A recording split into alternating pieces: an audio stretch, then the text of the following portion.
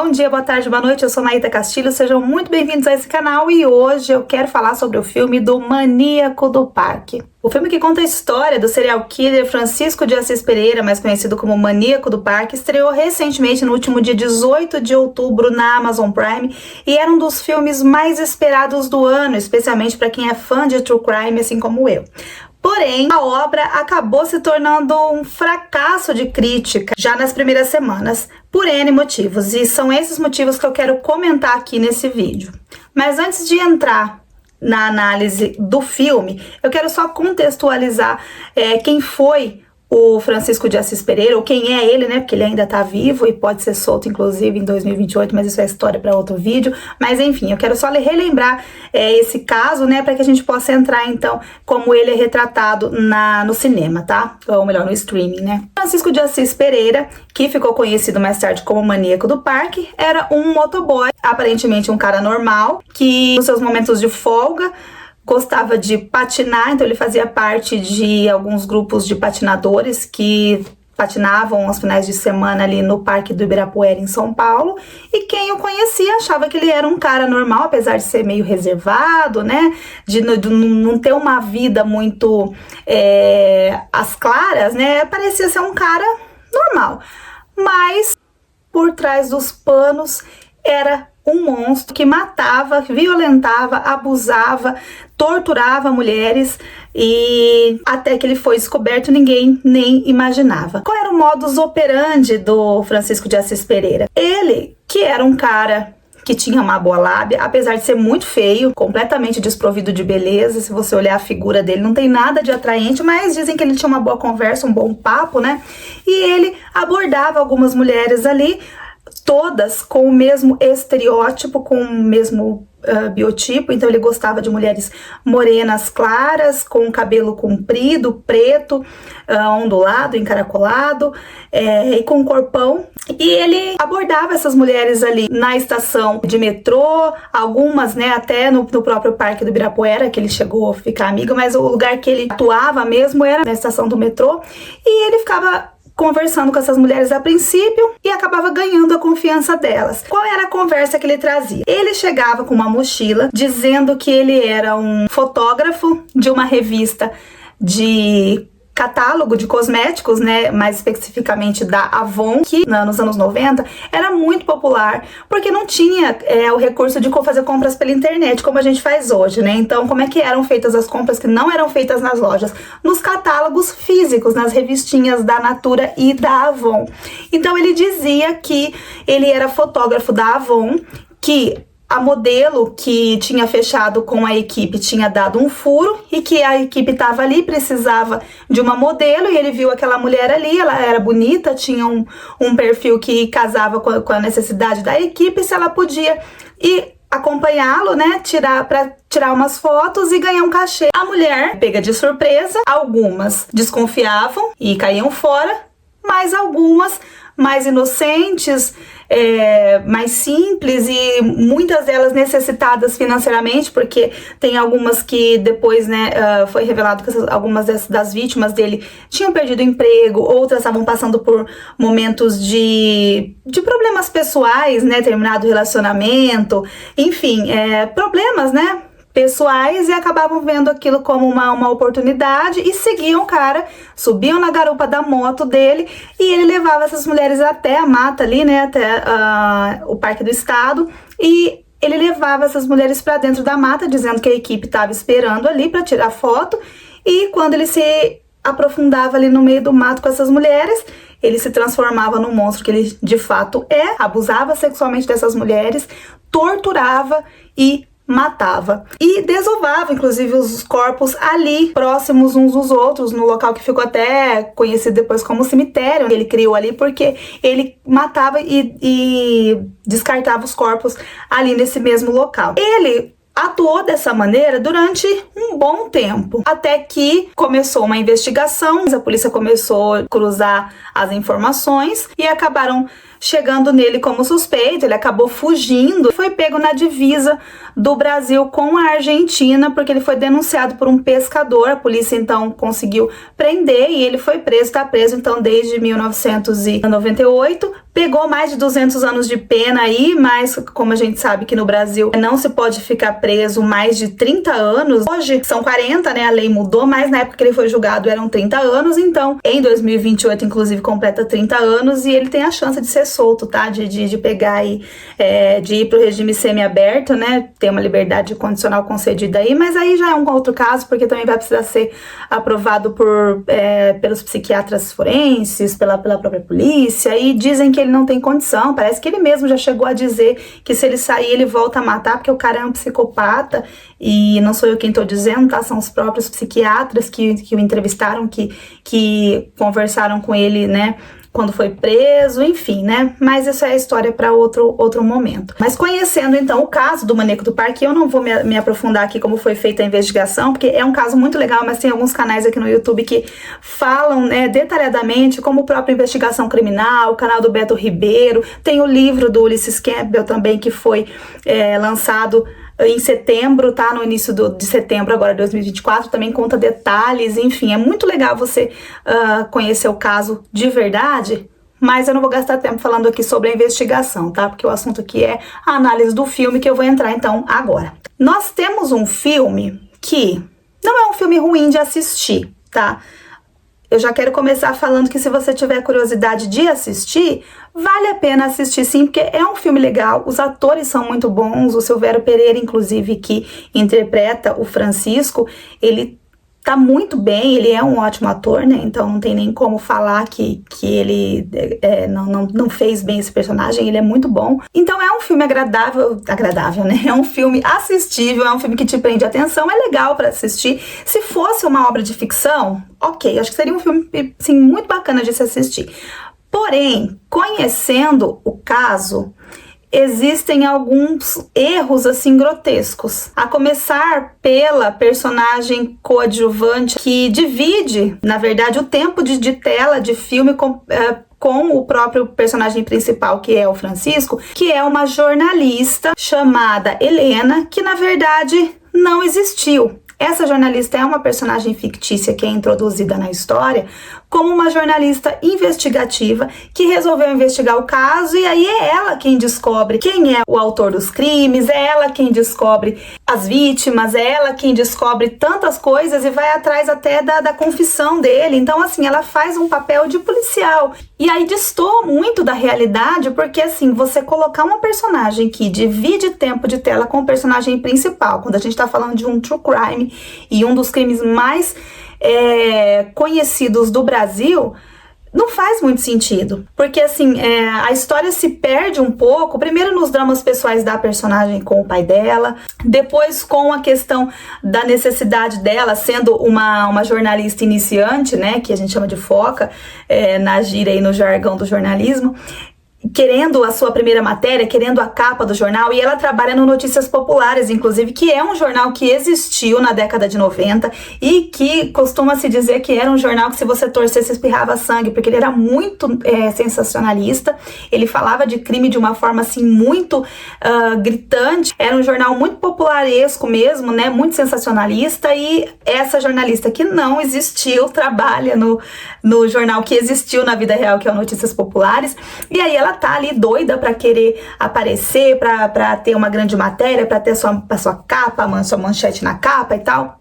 Só que isso não é relevante quando se fala de um crime que todo mundo conhece, que é o foco, que é o nome do filme, sabe? Não dá pra gastar tempo, até porque é um filme de 1h40 e eu me arrisco a dizer que é 50% para cada personagem, sabe? Porque acaba sendo muito assim, mostrando um pouco do Francisco, um pouco dela, um pouco do Francisco, um pouco dela, e fica muito maçante. Quando você quer saber sobre a história do maníaco, você tá vendo a história de uma personagem, de uma pessoa que não existiu. Então, assim, é muito conflitante, é muito esquisito. E outra coisa que eu acho, assim, muito prejudicial, e que eu acho que não foi uma aposta legal, foi o demérito que eles dão para a própria Polícia Civil que investigou o caso. Porque, assim, se você for ver a investigação para chegar nesse cara, a polícia fez um trabalho excelente. A forma como a polícia investigou, a forma como os dados foram cruzados em uma época onde a gente não tinha internet, onde a gente não tinha câmera de segurança, tinha, mas não era como é hoje, é um trabalho muito bem feito da polícia. E aí o filme tira todo esse mérito da polícia e dá para uma jornalista que nem existiu. Tanto que você não vê, assim, você vê algumas cenas do delegado que tá fazendo corpo mole, que não tá querendo ajudar em nada, e a jornalista correndo pra lá pra cá, indo atrás e trazendo aquele conflito até pra própria vida pessoal dela, o que também não é muito real no jornalismo, né? Então, assim, eu acho muito perigoso você expor isso, até porque como é um crime muito antigo, tem muita gente que vai assistir o filme e não conhece a realidade. Então, assim, eu ainda acredito que tem gente que pode assistir e achar que de fato existiu uma jornalista, que foi a imprensa, que foi a jornalista que foi lá e fez todo o trabalho da polícia. E não foi, né? Não foi. Então, assim, achei que o filme pecou muito nisso. E aí, gastando tempo com essa personagem que nem existiu, e que eu acho que presta um desserviço, a gente perde muito tempo em conhecer um pouco mais da personalidade desse cara, da psicopatia dele, conhecer um pouco mais da história das vítimas. Em momento algum foi mostrado, só tem a primeira vítima, né, que aparece, que é mostrado ele convencendo essa mulher aí com ele, depois já não aparece mais. Então, assim, é muito confuso, fica muito vago. Você tá assistindo o filme do maníaco do parque, não de uma jornalista que não existe e que tá ali com seus conflitos enquanto foca, querendo a sua matéria. Não é esse o foco, né?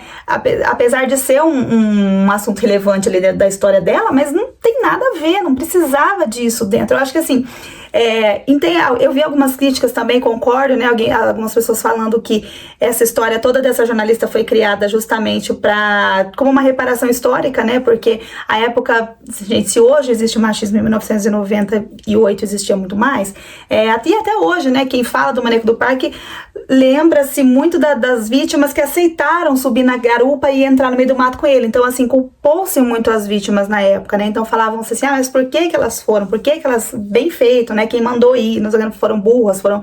Então, assim, eles querem ter a visão de uma mulher que dá voz para as vítimas, que se preocupa com as vítimas. Eu achei isso legal. Mas já que queria abordar isso, por que não criar uma personagem fictícia, então, dentro da polícia, né? Uma policial civil que fosse investigar o caso, e aí daria para dar um pouco mais de mérito para a polícia, mostrar como de fato foi feita a investigação e gastar mais tempo mostrando a história do maníaco, das vítimas e como de fato foi feita essa investigação, porque perdeu-se muita coisa, gente. Inclusive no filme mostra a jornalista querendo o retrato falado, e ela consegue com a polícia o retrato falado, publica na capa do jornal, e aí é quando ele se vê ali, ele foge, né? Isso de fato aconteceu, dele ver o retrato falado.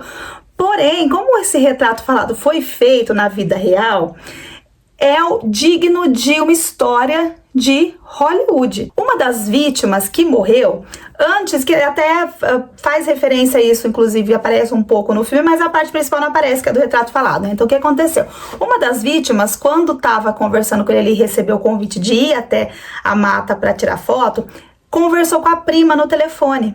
E conversando com a prima, ela falou, olha, conheci um cara aqui, não sei o que, vou com ele e tal, ele é legal, ele é bonito, nos olhos dela, né, porque não tinha nada de bonito, hoje muito menos, mas enfim, né, ela deu a entender que ela se interessou e era uma proposta legal, o cara era bonito, ela foi com ele.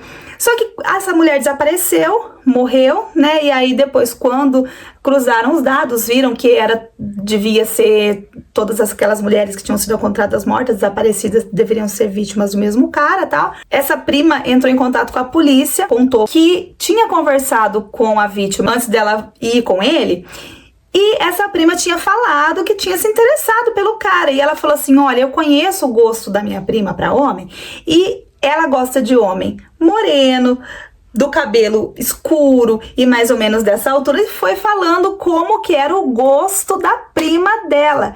E aí ela falou, eu tenho certeza que esse cara deve ser mais ou menos assim.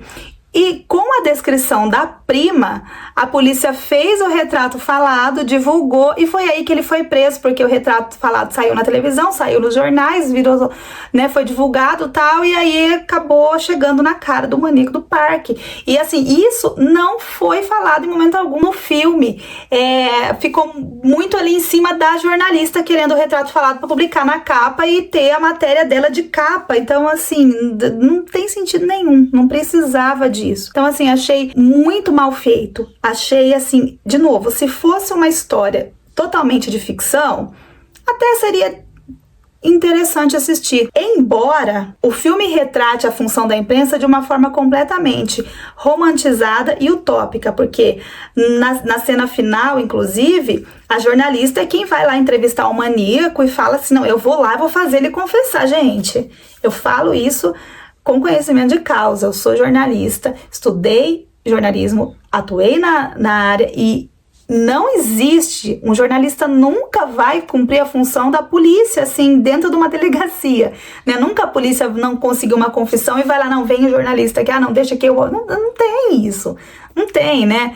E assim, então assim, é uma visão completamente romantizada e utópica da função do jornalista, né? Embora eles consigam retratar muito bem a briga de ego dentro da redação, que acontece de verdade, aqueles momentos deles ali na redação, aquela briga de ego, né, da jornalista nova com o jornalista mais velho ali, mais experiente, eu achei isso legal, bem retratado, mas também desnecessário dentro do contexto do filme, não precisava, né, mas eu achei tudo muito desconexo e a história que poderia ter sido contada de um jeito muito mais profundo e claro e interessante, perdeu muito tempo com uma coisa que não precisava. E também eu acho que a década de 90 não foi muito bem retratada no filme, não. Tem algumas referências ali que não faz muito sentido, também tem umas falhas de roteiro, uma cena que eu acho muito engraçada, que o fotógrafo, né, que trabalha com a jornalista ali, que faz dupla com ela para sair para as matérias, ele a chama para ir relaxar, distrair, né, dar uma volta, vamos num karaokê cantar Evidências. Eu achei muito engraçado porque